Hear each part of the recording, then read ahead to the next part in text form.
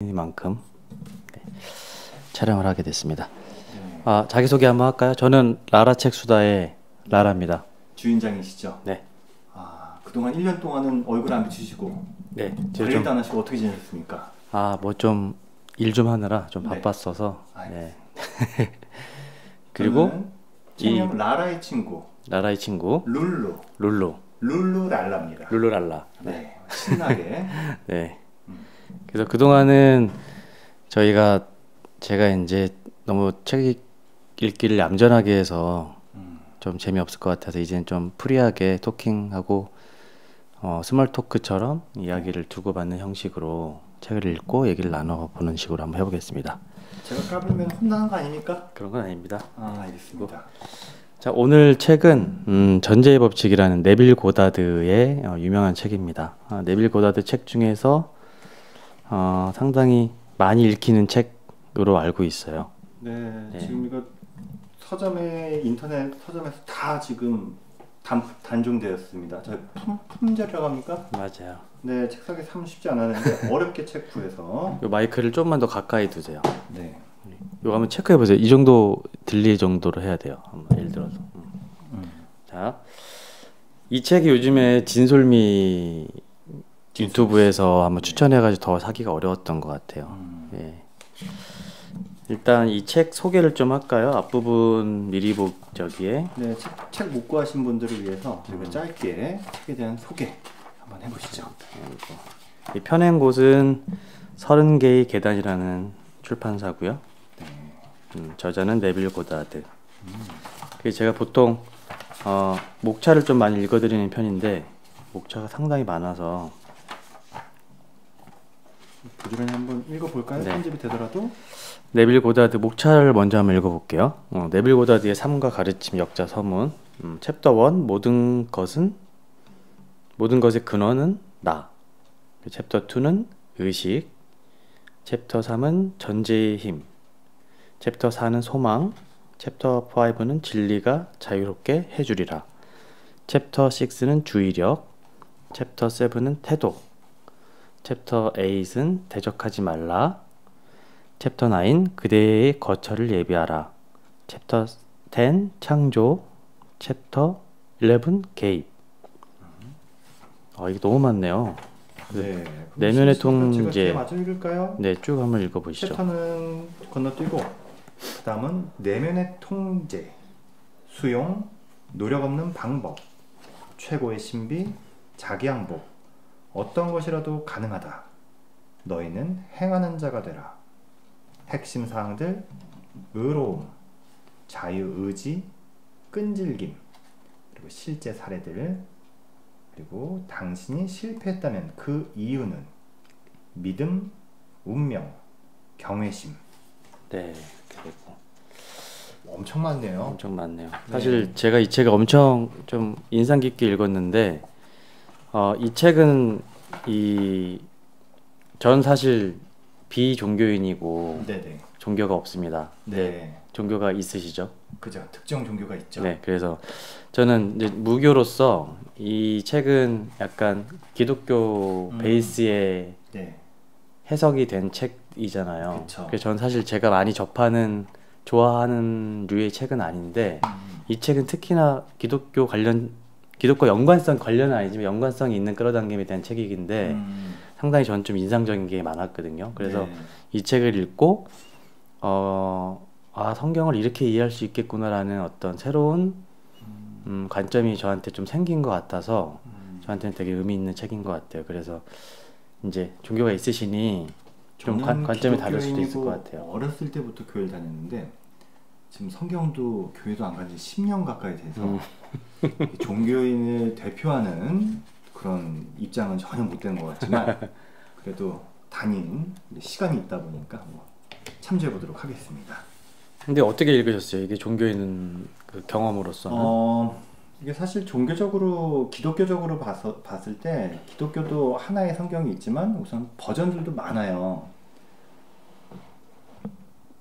영어로도 수많은 버전이 있고 한국어로도 수많은 버전이 있는데 이 책에서 나오는 버전은 제가 기존에 못 봤던 버전이기는 해요. 그래서 뭐 개역 개정 무슨 하나는 무슨 뭐 한글로 용어들은 다 기억은 안 납니다만 대표적으로 읽히는 그런 성경 버전은 아니었던 것 같아요. 그래서 저도 기독교 성경을 많이 보긴 했는데 굉장히 생소한 느낌이긴 했어요. 하지만 요거를 제가 몇 구절들 보면서 직접 찾아보기도 하고 영어로 나와 있는 것도 찾아보기도 했는데 그래도 비슷한 부분은 많이 있다. 네, 근본적인 것. 대신에 해석하는 거는 많이 좀 다른 부분이 있죠. 네. 그러면은 한번 읽어볼까요? 저 인상 깊게 읽었던 부분 중에 챕터 15 최고의 신비 부분을 제가 한번 낭독을 해볼게요. 네. 최고의 신비. 소원이 이미 이루어졌음을 사실로 받아들이는 것. 그것은 당신을 배에 태워 미지의 바다를 건너 꿈이 성취된 곳에 도달하게 합니다. 전제함이 모든 것입니다. 그것이 실현되는 것은 잠재의식 활동의 영역이며 노력을 요하지 않습니다. 그대가 덕이 없거든 가진 척을 해보아라. 셰익스피어의 햄릿. 당신이 구하고 있는 것을 이미 가지고 있다는 전제하에 행동하세요. 요거는 이미 뭐 다른 끌어당김 책에서 항상 여러 번 얘기하는 것과 동일한 것 같아요. 이 부분이 제가 좀 인상 깊었는데 읽어볼게요. 주께서 하신 말씀이 반드시 이루어지리라고 믿은 그 여자에게 복이 있도다. 이 누가복음 1절 40 이 어떻게 읽나요? 1절 네, 1장 45절. 45절. 네. 죄송합니다. 아주 기본 매너가 안 되네요. 심지어 이 시간에 누가 전화를. 네.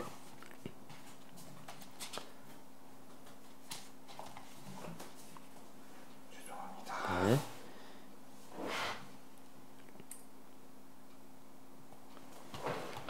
자, 좀 더 읽어볼게요. 성모의 처녀 잉태가 그리스도 신비주의의 기반인 것처럼 전제는 기독교 신비주의의 최상위 개념입니다. 성모의 처녀 잉태를 마음에 관한 측면에서 해석해보자면 그것은 당신의 의식 속에서 다른 사람의 도움 없이 관념을 탄생시키는 것입니다. 예를 들어 당신이 특정한 소망이나 갈망을 가질 때 그것은 다른 사람이나 외적인 환경에 의해 당신 마음속에 심어진 것이 아닙니다. 이런 점에서 본다면 그것은 성모의 처녀 잉태이자 자가 임신입니다.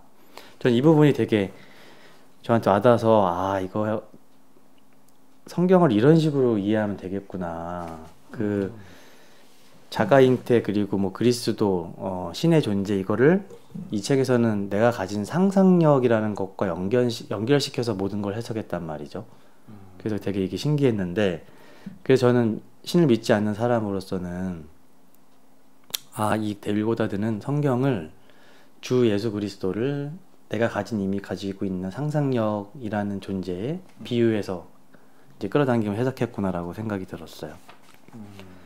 이어보면 모든 사람은 관념을 잉태하고 있는 성모 마리아며 이 관념을 외부에 출산해야 합니다.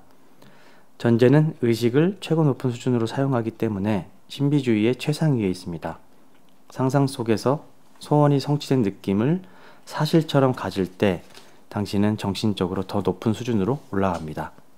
끈질김을 통해 이러한 전제가 실제 사실이 될 때 당신은 더 높은 수준에 다다른 자신을 발견하게 됩니다.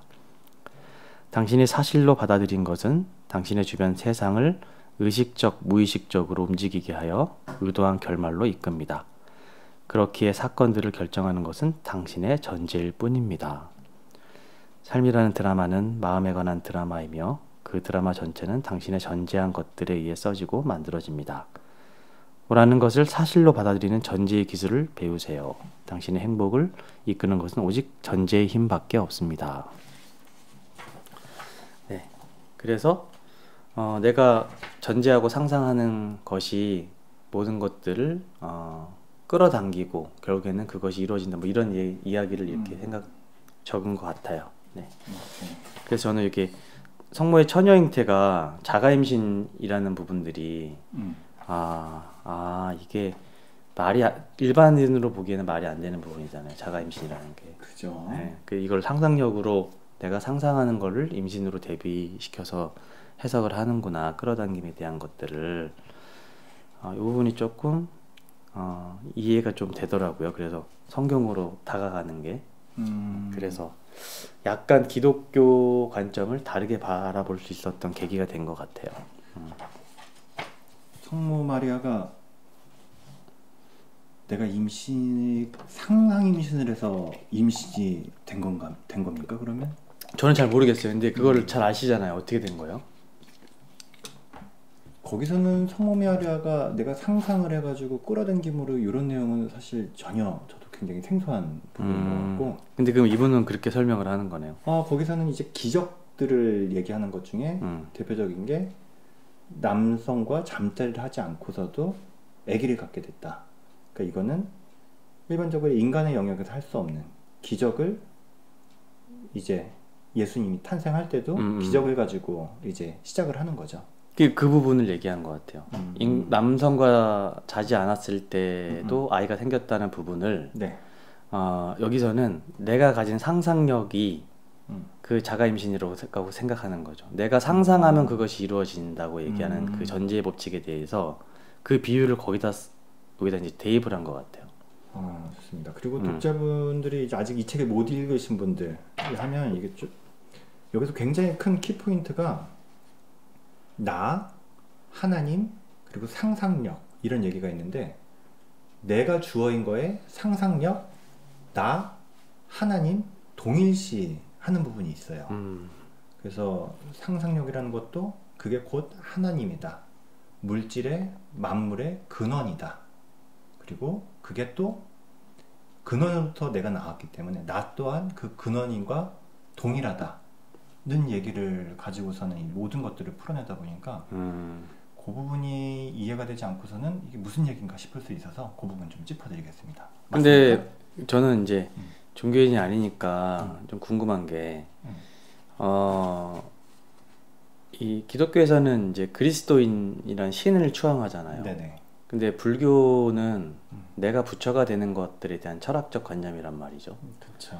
지금 말씀하신 거를 얘기하면 사실은 불교의 개념하고 사실 비슷한 거잖아요. 내가 그리스도가 이 책에 내가 그리스도가 되는 느낌에 대한 해석 정도가 된다. 저는 일반 신도인 관점에서밖에 얘기를 못 하는데 우선 불교에서는 내가 부처가 된다 하는 부분이 있고 동일하게 성경에서도 내 안에 성령님이 있다. 하나님이 나한테 성령님을 넣어주셨다 해서 성부, 성자, 성령님, 하나님, 예수님, 성령님 동일한 건데 내 안에도 성령님이 있다고 얘기를 해요. 그거를 받아들이고 믿느냐. 믿으면 내가 동일하게 성령님이 내 안에 있으니까 나도 성령님과 함께 그 존재로서 있는데 여기서 좀 트리키한 게 그럼 내가 신이냐? 그게 제일 궁금해요. 그러면 내가 신이라고는 얘기는 안 하는 것 같아요. 그게 그럼 부처 이제 불교랑 다른 점이네. 기독교를 해석하는 종파들마다 또 다른 것 같아요. 그거를 내가 신이 맞다 하는 이제 해석하는 데도 있고 거기를 또 이단이라고 하는 것도 있고 그 부분은 이제 해석하기 또 받아들이기 따라서 전혀 다를 수 있다. 불교에서는 내가 부처가 되는 게 이제 수행의 단계인데. 그렇죠. 근데 이 책에서도 내가 신급으로 모든 거를 내가 의지적으로 능동적으로 다 할 수 있다. 하니까는 좀 내가 하나님의 능력을 활용할 수 있다. 이용할 수 있다. 이렇게 좀 불교랑 비슷하게 보는 것 같아요. 알겠습니다. 여기는 이제 제가 감명 깊게 읽은 것이고, 네, 룰루님이 이제 룰루랄라 룰루. 네. 자, 그러면 저는 챕터 2장 의식을 한번 읽어보겠습니다. 당신은 의식의 변화를 통해 즉 자신에 대한 관념을 실질적으로 변화시켜서 더 웅장한 저택을 건설할 수 있습니다. 그것은 더 높은 관념들을 외부 세상에 구현하는 것입니다. 외부에 구현시킨다는 것은 당신의 현실 세계에서 이러한 관념들의 결과물들을 경험하게 된다는 뜻입니다. 의식은 단 하나뿐인 유일한 실체이며 삶의 현상들의 첫 번째이자 유일한 원인 재료이기 때문에 당신은 반드시 의식이 무엇인지를 분명하게 이해해야만 합니다. 의식을 통하지 않고서 인간에게 존재할 수 있는 것은 아무것도 없습니다. 그러므로 당신은 의식으로 시선을 돌려야만 합니다.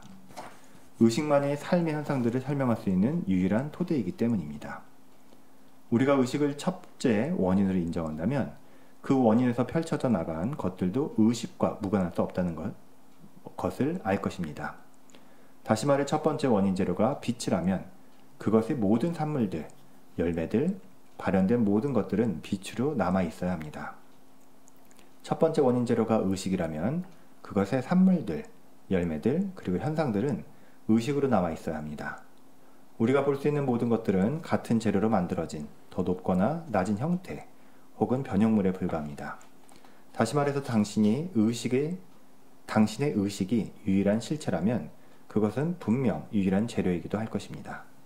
결과적으로 상황들, 조건들, 심지어 물질적 대상들로 보이는 것들 모두는 실제로 당신의 의식의 산물일 뿐입니다.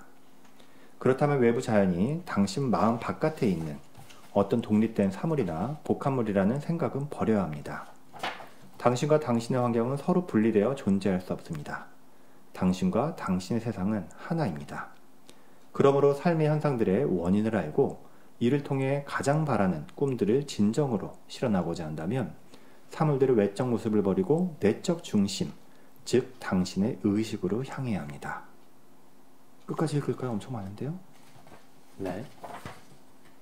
이 정도면은 여기서 어디 부위가 결과적으로 제가 이제 여기서 좀 포인트가 있다 그러면 결과적으로 상황들, 조건들, 외부 환경적인 거겠죠. 심지어 물질 대상으로 보이는 이 모든 것들은 실제로 당신 의식의 산물일 뿐입니다. 우리는 거꾸로 우리 의식을 생각했을 때 외부 환경은 별도로 있고 거기서 내가 이제 부분적으로서 아니면 외부적으로서 거기와 관계를 한다 생각하는데 여기서는 내 의식이 모든 거를 포함하고 모든 거는 나다. 나는 물질, 외부 환경과 다 같은 하나로 직접적으로 상호작용하면서 영향을 준다고 얘기하는 것 같아요. 맞아요. 그게 이제 끌어당김에 그것조차도 내가 끌어당겼다는 얘기인 거죠. 세상의 모든 거는 거꾸로 말하면 내가 의식하는 대로 변형되고 만들어지고 영향을 주거니 받거니 또 내가 능동적으로 의식적으로 하면 물질 세상도 심지어 변할 수 있다는 얘기를 하는 것 같습니다. 놀라운 거죠. 놀랍네요. 끌어당김의 법칙을 얘기는 많이 들었잖아요. 네. 그 실제 이제 경험상으로 좀 경험해 본 적이 있나요? 저는 이게 근데 끌어당김이라 그러면 굉장히 애써서 끌어당기는 게 끌어당김으로 이제 일반적으로 인식할 수 있을 것 같아요. 상상을 많이 하고 네. 상상을 많이 한다든지 많은 노력을 해서 글을 100번, 1000번을 쓴다든지 근데 제가 보는 끌어당김은 이 책에서도 모든 것은 느낌이다라는 얘기를 하는데 믿음의 느낌. 네. 근데 진짜 믿음의 느낌은 애쓰는 게 믿음이 아니고 굉장히 가볍고 의식조차 못할 정도로 자연스러움이 가장 큰 믿음, 끌어당김이 아닐까 싶습니다. 잠깐만요. 꺼졌을까봐 한번 체크하고 올게요. 네. 아직 남았다. 배터리가 얼마나 있습니까? 거의 바닥이에요. 거의 바닥이에요. 그래서 그 실제적으로 그러면 저랑 이제 끌어당기 얘기는 많이 나눴잖아요. 네, 저도 실제로 몇 번 해본 적이 있고 안 된 적도 있고 한데 룰루님은 어떤? 저는 예를 들면 가장 실생활에서 먹고 살아야 되니까 이게 너무나 됐으면 좋겠다. 왜 이게 안 되지? 이런 순간 계약 성사율이 떨어지고요. 당연히 왜 항상 이렇게 잘 되지? 우리는 항상 잘 되었으니까 하고서는 별 생각 없이 가벼운 마음으로 있으면 계약들이 잘 이루어지는 것 같습니다. 그러니까 그건 끌어당김의 정수네요. 네. 내가 그 상태, 이룬 상태에서 편안함을 느껴야 상대방도 편안함을 느껴서 날 끌어당겨지고. 그쵸. 내가 강하게 열망하는 게 있으면 반대로 밀어져 나간다. 내가 강하게 원하는 순간 지금 내가 그걸 갖지 못한다는 반증이 강하게 그렇죠. 작용을 하기 때문에 그거는 현타의 느낌이 아니다. 내가 이미 가진 느낌이 아니기 때문에 진짜 가진 자는 얘기조차 하지 않죠. 돈이 많은 사람은 뭐가 많은 사람은 거기에 대해서 굳이 언급 안 할 정도로 귀찮아할 그러니까 수준 정도가 이제 좀 얘기가 좀 풀리는 것 같네요. 네.